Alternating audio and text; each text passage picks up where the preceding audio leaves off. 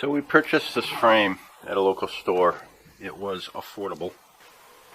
And we want to mount this poster. It's almost the correct width, but it falls short in this dimension down here. So the frame is going to have to be shortened, I don't know, 5 or 6 centimeters, a few inches.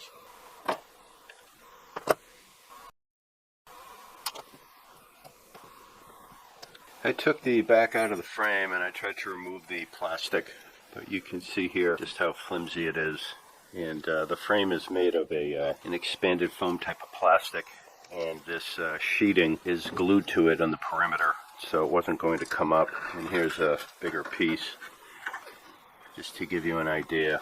It wasn't going to come out intact or in one piece. The corners are presumably glued together, and there are these little right angle metal clips that I think are driven down into it to tie it together. I don't think my carbide tip saw blades are going to have any trouble going through this steel, although I'm probably not going to use a new blade. So I took the time to very carefully mark the size of the poster against the sides of the frame. The frame is about 5/8 of an inch wider than the actual poster in this direction, and it's a good amount wider in this direction. So the first goal is going to be to cut this piece around here and over on that side to free up this piece.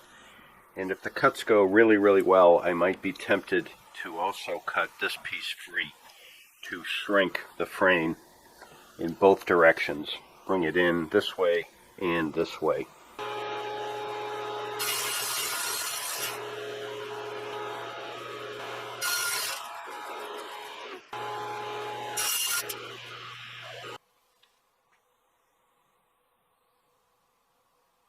Well, I found out the hard way that these corners weren't even glued together.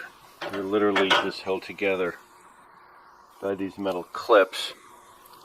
And on this particular corner, I was able to back out the clips and get the joint apart. It wasn't that hard. I just dug around each of the clips with a chisel and pulled them out with a pair of dikes. Give them a good yank.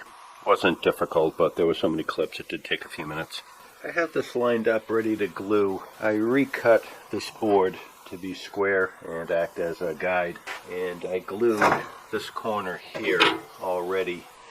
I didn't record it. I found that 2 of these paint stirring sticks put here fills in this recess, which allows for this entire piece to be laid flat, to be glued. I put these under here. Put these under here like so, and that allowed me to line up this joint. It's not the greatest joint in the world, but good enough. And I tinted the epoxy to be very dark. And I used these corner brackets to hold it square as the epoxy set up. It seems like a very strong joint. This is not glued, but as I look at these 2 corners, this one and the diametric opposite, they line up quite well. And I think I'm going to be able to just tape this corner to hold it in place. Fortunately, this corner here that I glued seemed to come out very well. For this corner, I used 5-minute epoxy, and I started to trim it away, and I realized I didn't have to.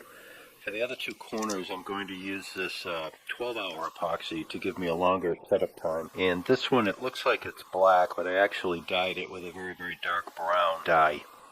The procedure will be to open the joint, get epoxy into it, close the joint up, and then put tape on the front side, which is sitting on the table saw, to act as a dam and prevent the epoxy from dripping down through.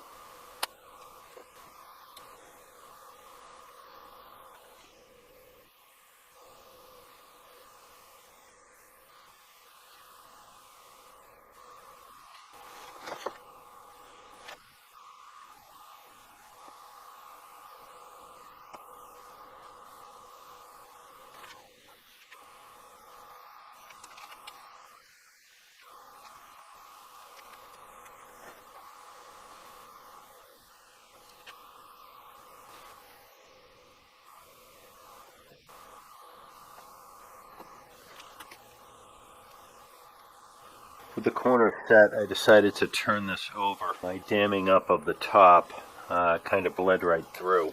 So now I'm just cleaning up the side of the frame that you're going to see. Trying to clean up some of this black epoxy.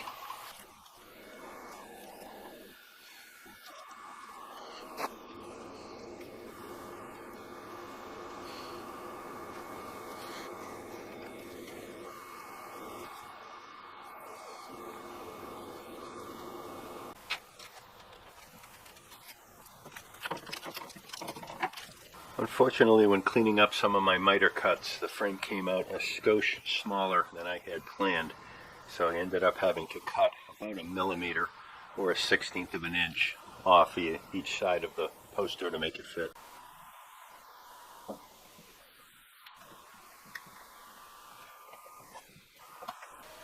I pushed the metal tabs back into the same slots.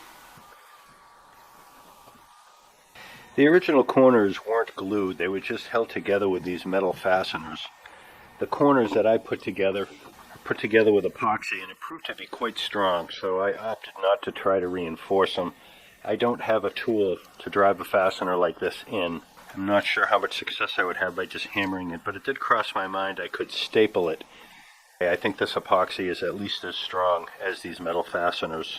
I decided to hang it with a cable on these 2 loops here. And these have little barbs in them, and I put an extra brad nail in. This foam that the frame is made of doesn't hold a fastener very well. I decided to do it this way because I wasn't sure if I put a hanger on the top here, if this wouldn't sag and distort over time. I could have used the 2 that came with it, but they're off-center largely because I had to cut it. So I think this method will help hold it together as it hangs and hopefully last a fairly long time. Well, and here it is finished. I appreciate all you guys stopping by, seeing what I'm up to. This was yet another one of those projects you originally think is going to take just a few hours, and it ended up taking many hours over the course of a few days. But I think it came out pretty well, and it was cost effective if you don't take into account my time, because to get custom frames is a pretty expensive proposition. Well, here it is hanging on the wall. It looks good, and the client is pleased. Well, that's all I have for this one. Well, it certainly wasn't a huge project, but it had its unexpected turns, like they all do. Well, if this is your first time at my channel or you're a regular here, I appreciate you coming by. Feel free to leave a comment. I love reading them. I just ask that you keep them constructive and on point. And I look forward to you guys stopping by on the next one.